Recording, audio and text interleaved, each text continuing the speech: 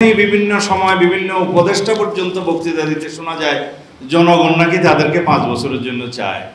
ইতি স্বরাষ্ট্র উপদেষ্টা কয়দিন আগে বোধহয় দেখেছেন, মাননীয় স্বরাষ্ট্র উপদেষ্টার তো পদত্যাগ চেয়ে আমরা বহু কমেন্ট দেখেছি, সেটা উনি দেখেন নাই।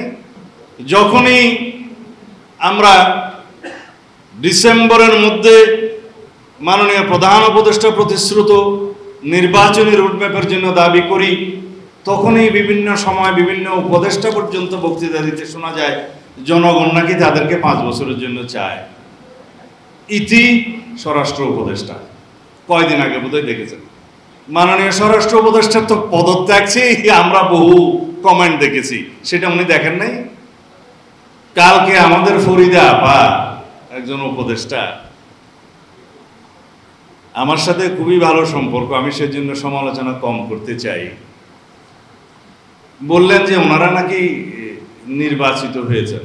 কিভাবে? গণ অভ্যুত্থানের মাধ্যমে ওনাদেরকে নির্বাচিত করেছে জনগণ। তাহলে এদেশে ইলেকশন কমিশন আছে কেন? যদি রাস্তার গণ অভ্যুত্থানের মধ্য দিয়ে সরকার পরিবর্তন হয়, সেটা অবশ্যই এদেশের মানুষের কামনা, কিন্তু একটি নির্বাচিত সরকারের বিকল্প তো আপনারা হতে পারেন না। আপনারা অবশ্যই অনির্বাচিত, সেটা প্রতিদিনই আপনাকে স্মরণ করিয়ে দেওয়া হবে। এখন যে কোনো ব্র্যান্ডের পুরাতন এসি বদলে নতুন ওয়ালটন এসিতে উপভোগ করুন 25% ছাড়। অবশ্য ওনার স্বামী আমাদের ভাই সাহেব জনাব ফরহাদ মাজার সাহেব গত 2-3 দিন আগে বক্তৃতা দিয়েছে, নির্বাচনের মাধ্যমে নাকি গণতন্ত্র প্রতিষ্ঠা হয় না, কেবল লুটেরাদের একটা সাম্রাজ্য প্রতিষ্ঠা হয়।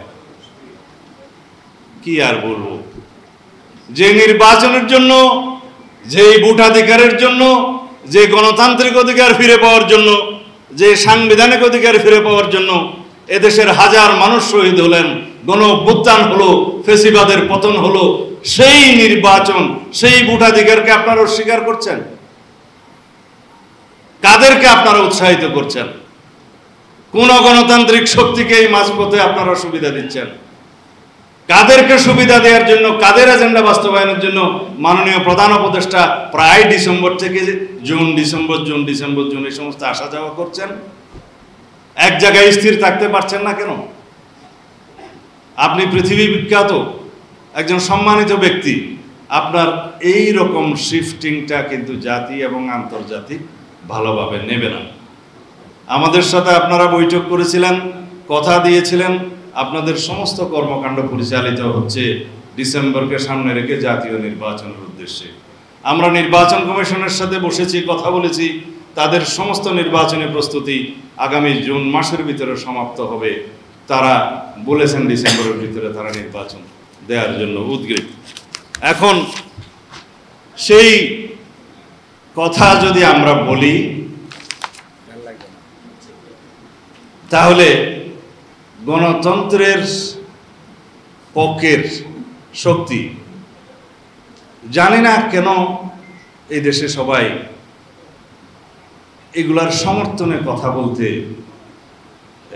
উচ্চকিত হচ্ছেন না।